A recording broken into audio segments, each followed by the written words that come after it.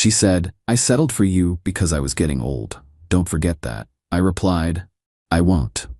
Then I made sure she'd never forget the day I unsettled her life by moving out while she was at her youth spa. Her returned key in the mailbox with no note, original post. I-46 male overheard something 3 weeks ago that changed everything. Been with Rebecca 44 for 4 years, living together for 2. Thought we had something real, you know? Not perfect, but solid. She was on the phone with her sister Diane in our bedroom, door slightly open. I'd come home early from work with a headache, was about to announce myself when I heard my name. Rebecca, look, I'm not saying I don't care about Grant. He's fine, stable, good enough. But he's not exactly what I dreamed of at 25, you know? Let's be real, I settled. I was 40, my options were drying up, and he was available and willing. My stomach dropped. Kept listening though. Masochistic, maybe. Does he know? God, no. He thinks he hit the jackpot, which honestly makes him easier to manage. He's grateful, does what I want, pays for most things. It works. That's cold, Becca. It's practical. I gave him my best years appearance-wise. The least he can do is make my 40s comfortable. Besides, someone like him should feel lucky to have someone like me. I stood there, frozen. 4 years. 4 years of thinking I'd found my person after my divorce. 4 years of her apparently viewing me as a convenient ATM with mediocre looks. Walked back out quietly. Sat in my car for an hour. When I finally went inside, she was all smiles. Rebecca, hey babe, you're home early. I was thinking we should try that new French place tonight. My treat. Her treat. With the credit card I pay off monthly. Me, sounds good. We went. She ordered the most expensive wine. Talked about wanting to redecorate the living room, my house. I nodded, smiled, paid the check when her card mysteriously declined. That night, she said something that sealed everything. We were getting ready for bed. She was doing her elaborate skincare routine, the $300 monthly subscription box I pay for. Grant, you know I love you, right? Me, sure. Good. Sometimes I worry you don't appreciate what you have. I mean, I could have married Richard. Richard, her ex who dumped her 5 years ago for a 28-year-old. Me, I appreciate you. Do you though? Because sometimes I feel like you forget that I settled for you because I was getting old. Don't forget that. There it was, mask completely off. I won't. Good. Oh, I booked that youth spa retreat next week. The full package. It's only $3,000 for 5 days. You don't mind, right? When do you leave? Tuesday morning, back Sunday. Me, perfect. She kissed my cheek. You're the best, even if you're not much to look at. Laughed like it was a joke. It wasn't. Update 1, the plan. Spent the next 3 days getting my ducks in a row. See, Rebecca had made some critical miscalculations. 1, the house, mine. Bought it before we met. 2, her car, also mine. Bought it for her last year, kept it in my name for insurance purposes. 3, all the utilities, subscriptions, streaming services. My accounts. 4, the credit cards she uses, authorized user status only. She'd moved in 2 years ago, contributing exactly $300 monthly for groceries, while I covered the $2,200 mortgage, all utilities, her car payment, insurance, everything. She worked part-time at a boutique, maybe bringing in $1,200 monthly, which she spent on clothes and treatments. Tuesday morning came. She left for her spa retreat at 7 a.m., kissing me goodbye. Try not to mess up the house while I'm gone. And remember, the cleaning lady comes Thursday. Have fun. I always do. Oh, and maybe work on yourself while I'm gone? The gym membership I got you is just sitting there unused. The gym membership that she got me. With my credit card. The moment her Uber turned the corner, I got to work. First call, moving company, emergency move, same day, cost a fortune but worth it. Second call, my lawyer buddy Tom. Tom, you sure about this? She literally told me she settled for me, to my face. Jesus, okay, legally you're clear. She's not on the deed, no formal rental agreement, you can ask her to leave anytime. Not asking, she's at a spa, coming back to reality. By noon I'd packed all my stuff, canceled her credit cards, authorized user privileges revoked, removed her from my car insurance, changed the Netflix password, petty but satisfying, transferred the utilities to the new owner. Yeah, I'd been planning to sell anyway. The house had been on the market quietly for 2 months. Cash offer came in last week. Perfect timing.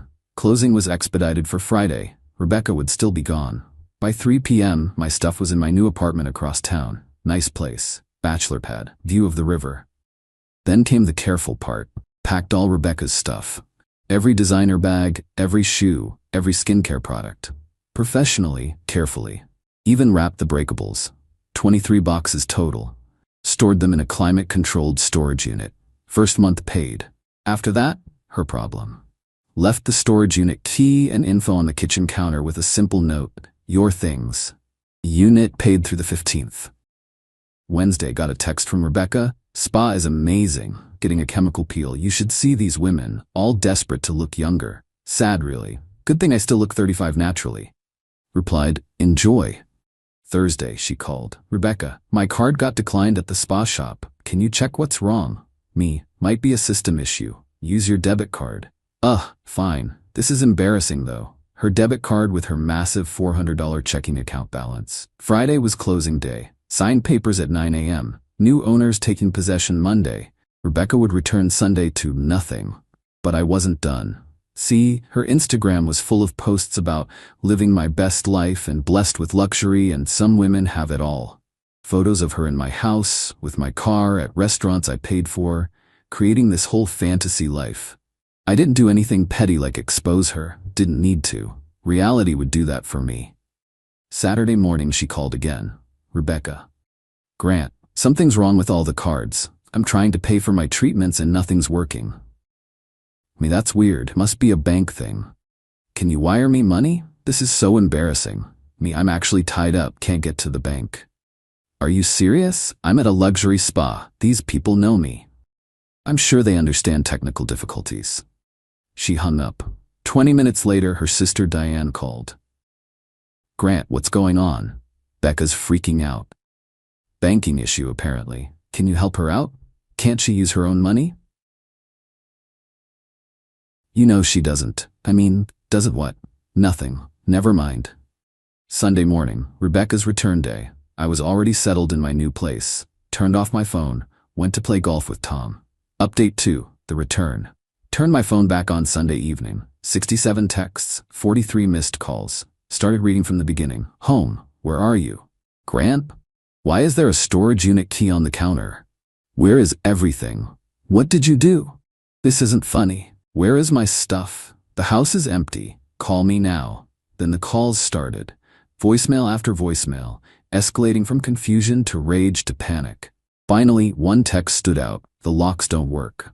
Right, because the new owners had already changed them after closing. They were moving in Monday but did a walkthrough Sunday evening. 8 p.m., she called from Diane's phone. I answered. "What did you do?" Me, "Moved." "You moved? Without telling me? Where are my things?" "Storage unit. Keys on the counter. Oh wait, you can't get back in. The locks are changed. Some couple is here saying they own the house." "They do. Closed on Friday." "You sold our house?" "My house. I sold my house. Where am I supposed to live? Not my problem. You're a strong, independent woman who settled for me, remember? I'm sure you'll figure it out." "You can't do this. We're together." "We're," past tense. "Over what? Because I went to a spa?" "No, because you told your sister you settled for me. Because you told me to my face that you settled. Because you've been using me as a wallet for 2 years. Silence. You heard that?" "Every word, including the part about me being grateful and easier to manage." "I didn't mean..." "You meant every word, and that's fine, but I'm done being your retirement plan. Grant, please, let's talk about this." Me, "Nothing to talk about. Your stuff's in storage, first month's paid. Your car? I'll be selling that since it's in my name. I'll mail you a check for your contributions, about $500 over 2 years. You can't take my car. Not your car. Never was." She started sobbing. Real tears this time, not the manipulative ones I'd seen before. "Where am I supposed to go? Diane's couch seems available. Or maybe Richard will take you back. Oh wait, he's married to that 28-year-old now, isn't he?" In background, "You're on speaker, asshole." "Hi Diane. Your sister's all yours now. Good luck with that." Hung up. Update 3. The fallout Monday morning. The bombardment started. Rebecca tried everything. Created new numbers to text from. Had friends I didn't even know she had calling me. Even got her mom, Eleanor, involved. Eleanor, Grant, I don't understand what happened. Rebecca's devastated. Me, did she tell you what she said? She mentioned a misunderstanding. Me, she told me she settled for me because she was getting old, that I should be grateful, that I'm not much to look at, but at least I pay for things. Oh, Rebecca, I told her that attitude would bite her someday. Wait, what? She's always been like this. Thought she was too good for everyone. I'm sorry, Grant. You deserved better. Plot twist I didn't see coming, but Rebecca wasn't done. Tuesday, she showed up at my work, full makeup, wearing the dress I'd bought her for our anniversary, crying in the lobby. Security called up. I came down. Grant, please, I love you. Me, no, you don't. I do. I was being stupid talking to Diane. I didn't mean any of it. You literally told me to my face that you settled. I was testing you? I actually laughed. Testing me? By telling me you settled for me because you were getting old? Rebecca, I wanted to see if you'd fight for me. Me, fight for someone who sees me as a wallet with a receding hairline? Pass. You're being cruel. No, I'm being honest. Something you might want to try. She switched tactics, grabbed my arm. I'm 44, Grant. Do you know what it's like out there for women my age? I'll be alone. Me. You were alone when you were with me. You just had someone paying your bills. That's not true. Name one thing you love about me that isn't related to what I can provide. She stood there, mouth opening and closing like a fish. You're kind? To your bank account, yeah? Security stepped forward. Sir, should we escort her out? I'm leaving. But this isn't over, Grant. You can't just throw away 4 years. You threw them away the moment you decided I was just a placeholder with a paycheck. Wednesday, the car situation exploded. I'd listed her car for sale. 2021 BMW 3 Series, low mileage, great condition. Price to move fast. Rebecca found out when she went to the parking garage of Diane's building and found it gone. I'd had it picked up Tuesday night, legally, since it was my property. The texts came fast and furious from Diane's number. You stole my car. I'm calling the police. That's theft. I need that car for work. I responded once. Car was registered to me. Loan in my name, insurance in my name, check being mailed for your $500 in payments. She actually did call the police. They called me.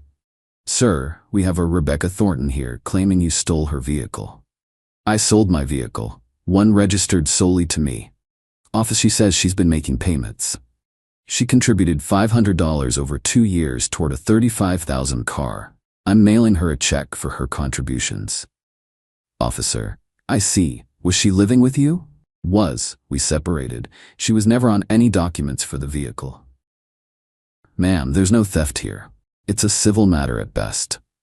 I heard her shrieking in the background before the officer hung up. Thursday, the social media campaign started. Rebecca went nuclear on Instagram and Facebook, posted this long, dramatic story about being abandoned and financially abused and left with nothing after giving my best years to someone. The comments were initially sympathetic. Then, someone, bless them, asked, "Didn't you post last month about how you were too good for most men and settling is sometimes necessary?" Screenshots started appearing. Old posts where she'd bragged about training her boyfriend. One where she said, "Smart women choose providers, not lovers."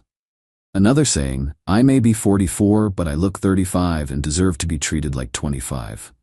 Her narrative crumbled fast. Then came the best part.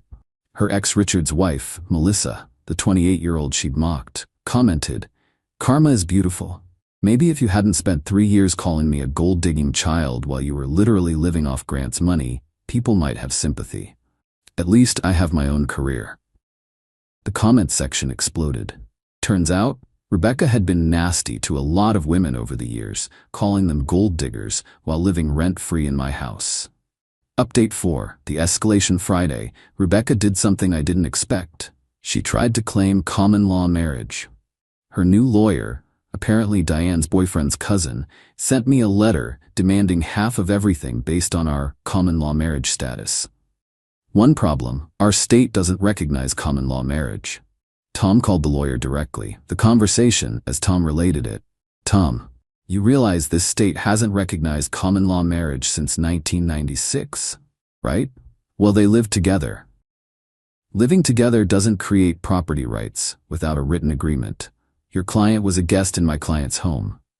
She contributed to household expenses. $300 a month for groceries while living rent-free in a $400K house?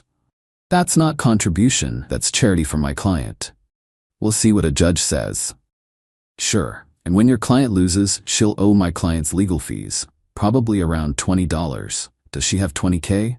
The lawyer dropped the case Monday. But Rebecca wasn't done. She showed up at my new apartment building Saturday night. Drunk. The doorman called me. Doorman, Mr. Davidson, there's a woman here claiming to be your wife. I came down. Rebecca was a mess. Makeup smeared, hair disheveled, wearing pajamas and heels. Rebecca, Grant, tell him I'm your girlfriend. Me, ex-girlfriend, and she needs to leave. I have nowhere to go. Still at Diane's? She kicked me out, said I was toxic. Her own sister. Wow, please, just one night? I'll sleep on the couch. No, I'm 44 years old and homeless. You're 44 with a job, a college degree, and presumably some savings from all those years of not paying rent. You're not homeless, you're just facing consequences. She slumped against the wall. I don't have savings. Where did your money go? You made at least $1,200 a month and paid for nothing. Clothes, treatments, the lifestyle I deserved. The lifestyle you couldn't afford. You could afford it. And now I'm choosing not to. The doorman stepped forward. Ma'am, I need you to leave, or I'll call the police. She looked at me one last time. You know what? You're right. You're not much to look at. You're boring, you have no style. I was settling. And yet, I'm the one with a home, a car, and dignity. Have a nice life, Rebecca. Update 5, the aftermath. It's been 3 weeks since that night at my apartment building. The car sold for $28. I mailed Rebecca a check for $500 as promised. She cashed it immediately. According to the grapevine, Tom's wife knows everyone. Rebecca's living situation has been interesting. Week 1, Diane took her back after the drunk incident, but with conditions. Rebecca had to get a full-time job and pay rent. Week 2, Rebecca got fired from the boutique for missing too many shifts during her spa week and subsequent meltdown period. Diane gave her an ultimatum. Find a job in 2 weeks, or get out. Week 3, Rebecca apparently reached out to Richard. You know, the ex who dumped her. His wife Melissa posted on Facebook. When the ex who called you a child bride gold digger asks your husband for a loan, the audacity is astronomical. Yesterday, I ran into Rebecca's mom Eleanor at the grocery store. Eleanor, Grant, how are you? Good, thanks. You? Oh, you know, Rebecca's moved back home temporarily. Sorry to hear that. Don't be. She needed this wake-up call 20 years ago. I partly blame myself. Her father and I spoiled her. Always told her she was special, deserved the best, never made her work for anything. Me. Still, it must be hard. Eleanor, what's hard is watching your 44-year-old daughter throw a tantrum because we won't pay for her Botox. She actually said we were sabotaging her chances of finding another provider. Another provider, not partner, provider. We chatted a bit more. Eleanor mentioned Rebecca was applying for jobs but kept being insulted by the salaries offered. Eleanor, she turned down a manager position at Macy's because it only paid $45K. I asked her what she thought she was worth with her 10-year-old marketing degree and sporadic retail experience. What did she say? That she was worth whatever a man was willing to pay for her appearance. I told her that ship had sailed and she better learn to swim. Brutal honesty from Mom. Last night, I got one final text from a number I didn't recognize. This is Rebecca, using Mom's phone. I wanted you to know I started therapy, not to get you back, but to figure out how I became this person. I'm sorry for what I said. You deserved better. I know that doesn't fix anything, but I wanted you to know. I didn't respond. There was nothing to say. Final update. It's been 2 months now since I moved out while Rebecca was at her youth spa. Life's different, quieter, cheaper, definitely. But also, lighter? Like I didn't realize how heavy the constant, subtle disrespect was until it was gone. I joined a cooking class, something Rebecca always mocked. Why learn when we can just order in? Met some cool people. Started playing poker with Tom and some guys from work every Thursday. Got back into woodworking, which Rebecca had called pedestrian. Even started dating a bit. Nothing serious yet. Had coffee with Angela for my cooking class. She insisted on paying for her own latte. Nearly forgot what that felt like. The Rebecca updates have slowed down, but I heard through Eleanor, who I still run into occasionally, that she's working full-time at a call center, $35K a year. Still living with her parents. Quit therapy after 3 sessions because the therapist didn't understand her worth. Tried to start a dating coach Instagram business called High Value Women. 12 followers, mostly bots. Her bio still says CEO, entrepreneur, lifestyle curator. The storage unit? She never picked up her stuff. It got auctioned last month for non-payment. I heard from the facility manager that it went for $200 to someone looking for designer bags to resell. 23 boxes of her essential belongings sold to a stranger for less than one of her facial treatments. The funniest part? Last week, Rebecca created a TikTok video about how to spot a narcissist. In it, she describes someone who abandons you without warning and uses financial control as abuse and lacks empathy. The comments were not kind. Someone found her old Instagram posts and created a response video titled, "Woman Who Admitted to Settling Calls Ex-Narcissist for Not Accepting It." It has 100K views. But here's the thing, I'm not angry anymore. Not even bitter. Rebecca gave me an incredible gift, actually. She showed me exactly what I don't want in a partner. She taught me that being alone is infinitely better than being with someone who sees you as less than. Do I regret the 4 years? Sometimes. But mostly I'm grateful I heard that phone call. Grateful she was careless enough to say it out loud. Grateful she literally told me to my face that she settled. Because if she hadn't, I might have married her. Might have spent another 20 years being subtly belittled, financially drained, and emotionally diminished. Might have never known what it felt like to be genuinely valued. Instead, I'm 46, single, and actually happy. I've got my own place with a river view. My savings account is recovering nicely. I can watch whatever I want on TV without commentary about my basic taste. I can go to the gym or not without passive-aggressive comments about my dad bod. And the best part, when Angela laughed at my dumb joke over coffee, it was genuine. When she said she enjoyed talking to me, she meant it. When she texted asking for a second date, it wasn't followed by a Venmo request. Rebecca was right about one thing. She did settle for me, but not the way she thought. She settled for using someone instead of being with them. She settled for a transactional relationship instead of a real one. She settled for seeing herself as a prize to be won rather than a partner to grow with. And me? I unsettled, literally and figuratively. Packed up my life while she was injecting God knows what into her face, left her the storage key and nothing else. Let her come home to the reality she created, one where she was too good for the man paying her bills. The mailbox? Still there at the old house. New owners mentioned they got some mail for Rebecca last week. They marked it returned to sender, no longer at this address. Seems fitting. People ask if I feel bad about how it ended, about leaving her with nothing. But I didn't leave her with nothing. I left her with exactly what she brought to the relationship, herself. And if that feels like nothing to her, well, that's something she needs to work out in therapy.